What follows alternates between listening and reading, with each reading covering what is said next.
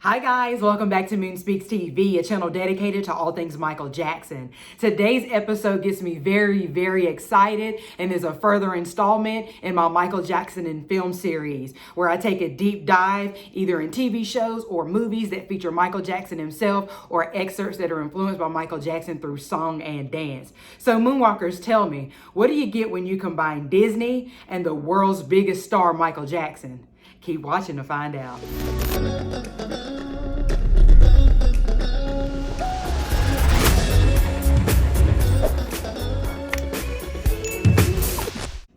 All right, guys, so you probably guessed correctly. In today's video, we will be discussing Captain EO, a 1986 sci-fi 3D feature film starring Michael Jackson that was shown at several Disney theme parks from 1986 through 1998 originally. Now, according to an article that was written about Captain EO by Mr. Jim Corcus, who is a writer for Mouse Planet, Michael Jackson in 1984 was still enjoying the success off of his hit album Thriller that was released in 1982, that of course would go on to become the greatest selling album of all time, as well as that groundbreaking 14-minute short film for the single Thriller that was released in late 1983 that basically set the new standard for music videos and how they were filmed. Michael Jackson loved both Walt Disney as well as his theme parks, often visiting them either after hours or dressed up, of course, in a disguise. Michael Jackson also had a suite at the Walt Disney World in Florida for his stays when he visited the park.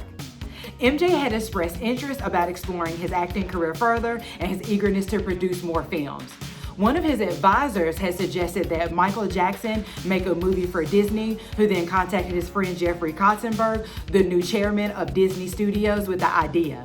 Soon afterward, Michael Jackson was touring the Imagineering facility in California, who were the attraction and park development team, and then opened discussions with him about appearing in an attraction. Michael Eisner, the new Disney CEO, along with Katzenberg, then pitched the idea to MJ that they film a 3D film that would be exclusive to only Disney theme parks.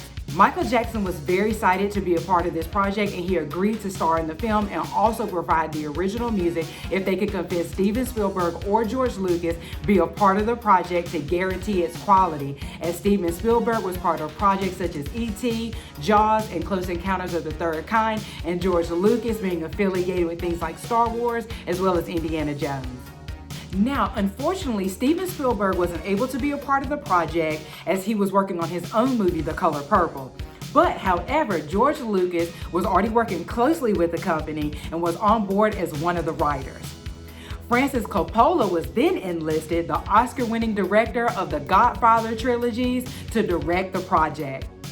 With everyone on board, the Imagineering team started brainstorming and were asked to come up with an idea that incorporated music, outer space, as well as 3D effects.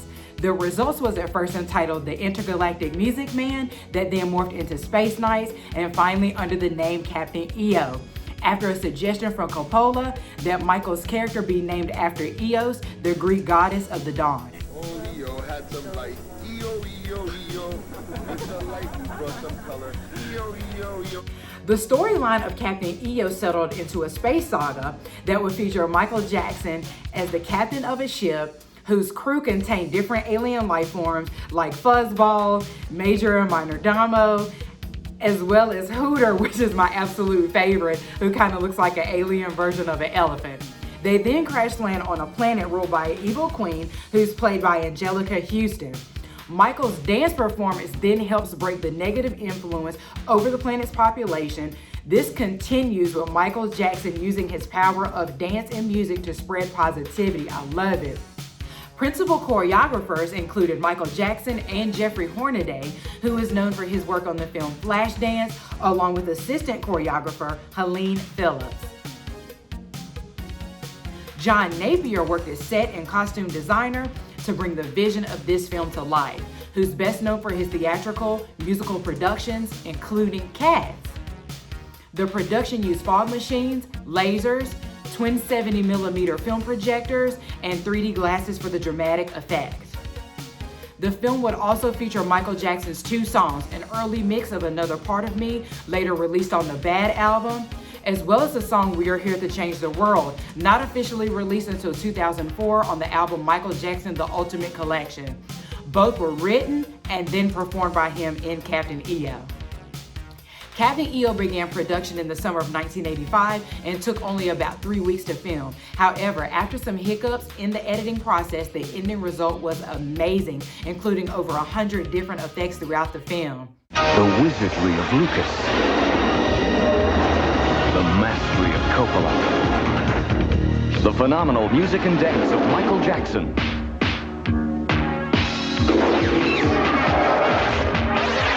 Captain EO. In spectacular 3D.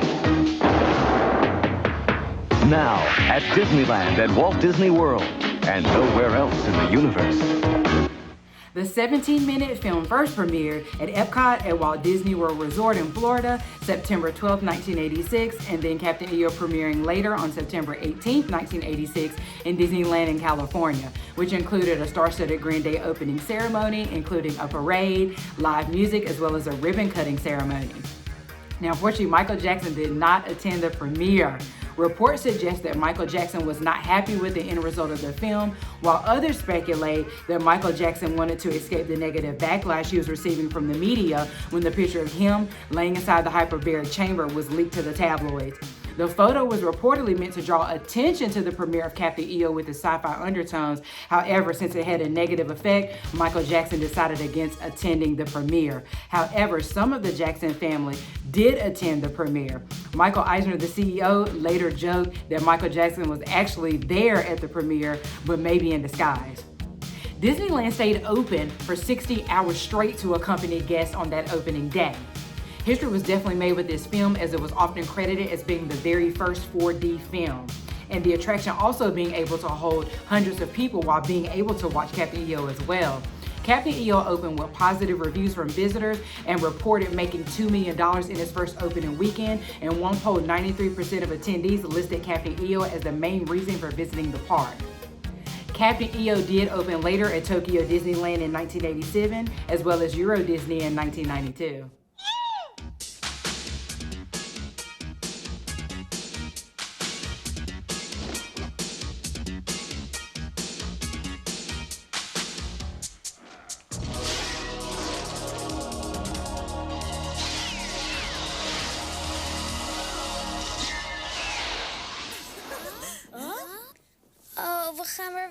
Also, with the success of Captain EO, a 3D comic book was released in early 1987.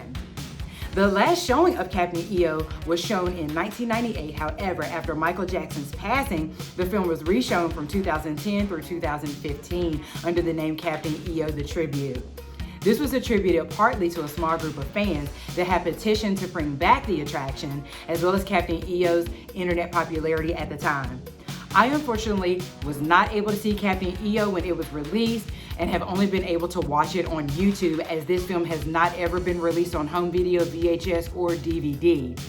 Now, in the future, I would love to see this film be remastered in 4K and distributed on DVD Blu-ray for home viewing. The film did make one network appearance on MTV in 1996. I would also love to see this film be re-released in theaters on the anniversary of the original release date of Captain EO. This film was very much ahead of its time. Marketed then as a 3D film with in-theater effects, we have come to know this in the present under the name 4D. Even in my research, in the state of North Carolina, there is only one 4D capable theater located in Charlotte that just opened last year in 2019. Unfortunately, we've come to the end of our video of me informing you about Captain EO. I really hope you enjoyed today. Make sure to interact with me below in the comments. Let me know if you were able to ever see Captain EO in person at any of the Disney parks, or even if you've just seen it on YouTube, what were your original thoughts on the film? Do you think it should be re-released in 4D in movie theaters? I definitely think so. Also, I'm leaving some very important links in the description below, one being to Captain EO, just in case you haven't seen it, and then another will be to a documentary hosted by Whoopi Goldberg, which is a behind-the-scenes documentary entitled The Making of Captain EO, which gives a lot of other additional information about the film. Well, guys, until next time, peace, love, and remember, together, we can change the world.